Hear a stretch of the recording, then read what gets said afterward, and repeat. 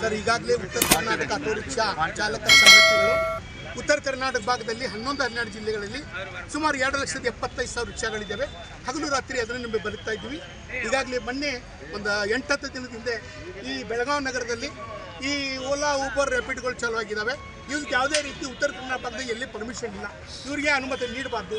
ಅವ್ರವ್ರದೇ ಫೋನ್ಗಳಲ್ಲಿ ಅವ್ರ ಆ್ಯಪ್ಗಳು ಡಿಲೀಟ್ ಮಾಡಿಕೊಂಡು ಆ ಆ್ಯಪ್ಗಳು ಹಾಕ್ಕೊಂಡು ಕೇಸಿ ಎಲ್ಲ ಕಡೆ ಅವರು ಸ್ವಂತ ಗಾಡಿಗಳ ಮೇಲೆ ಬಾಡಿಗೆ ಹೊಡಿತಿದ್ದಾರೆ. ಅದಕ್ಕೆ ಯಾವುದೇ ರೀತಿ ಸರ್ಕಾರ ಪರ್ಮಿಷನ್ ಇಲ್ಲ, ಪರ್ಮಿಷನ್ ಕೊಡಬಾರ್ದು.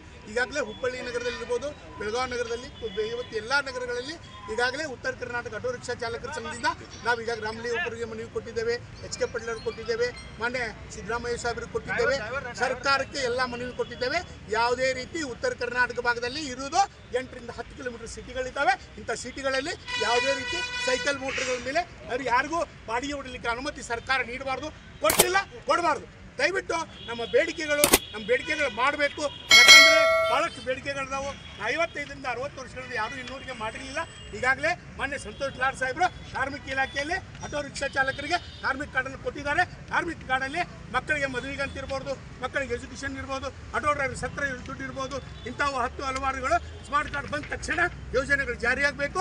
ಹಾಗಾಗಿ ಮತ್ತೊಮ್ಮೆ ಬೆಳಗಾವಿಯಿಂದ ಮನವಿ ಕೊಡ್ಲಿಕ್ಕೆ ಬಂದಿದ್ದೇವೆ.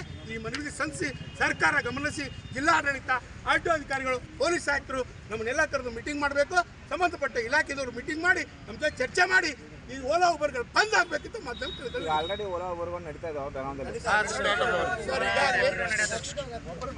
ಈಗಾಗಲೇ ನಡೀತಾ ಇದ್ದಾವೆ ಸರ್.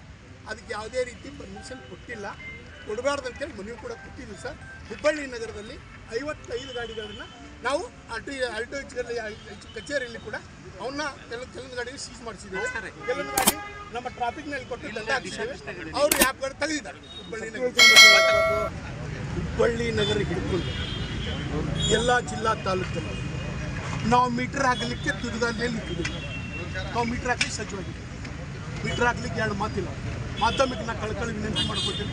ನೀವು ತಾವು ಹೇಳಿದ್ರಿ ಬೆಳಗಾವಿ ನಗರದಲ್ಲಿ 100 ಸಪೋರ್ಟ್ ಮಾಡ್ತಾರೆ ಜನ ಅಂತ. ಅದು ಖಂಡಿತ ತಪ್ಪಾಗೋದಿಲ್ಲ.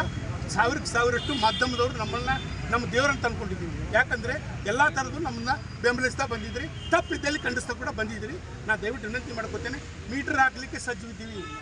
ಒಂದೇ ಒಂದು ಮೀಟರನ್ನು ಇಷ್ಟುತ್ತು ಒಂದು ಈ ತಂತಿ, ಒಂದು ತಂತಿಗೆ ಬರೀ 10 ರೂಪಾಯಿ ಇದೆ ಸರ್. 10 ರೂಪಾಯಿ ತಂತಿಗೆ 300 ರೂಪಾಯಿ ವಸೂಲು ಮಾಡ್ತಿದ್ದಾರೆ. ಒಂದು ವೇಟ್ ಆ್ಯಂಡ್ ಮೆಜರ್ಮೆಂಟ್ನಲ್ಲಿ ನಾವು ಮೀಟ್ರನ್ನ ತೊಗೊಂಡೋದಾಗ, ಸಾಮಾನ್ಯ ಒಬ್ಬ ಆಟೋ ಮಾಲೀಕ ಮೀಟ್ರ್ ತೊಗೊಂಡೋದಾಗ ಆ ಮೀಟ್ರ್ ಸೀಲ್ ಆಗಲ್ಲ. ಆ ಮೀಟ್ರನ್ನು ಅಲ್ಲಿ ಏಜೆಂಟ್ ಬಂದರೆ ಅದು ಜಲ್ದಿ ಸೀಲ್ ಆಗುತ್ತೆ. 2 ಮೂರನೇದ್ದು ಮೀಟ್ರ್ ದೂರಸ್ತಿದ್ದಾರೆ.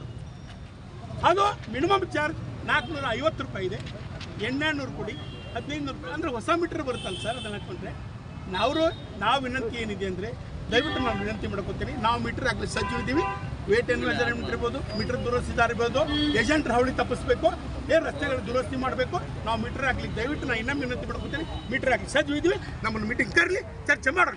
ಯಾಕಂದರೆ ಎಲ್ಲ ಇಡೀ ಉತ್ತರ ಕರ್ನಾಟಕ ಭಾಗದಲ್ಲಿ ಎಲ್ಲಿ ಬೇಕಲ್ಲಿ ತೆಗ್ಗು ಗುಂಡಿಗಳು ಬಿದ್ದು ಹುಬ್ಬಳ್ಳಿ ನಗರದ ಮೇಲ್ಸೇತುವೆಗೆ ಹೋಗಿ ಆಗಲೇ 5 ಮಂದಿ ಸತ್ತಿದ್ದಾರೆ.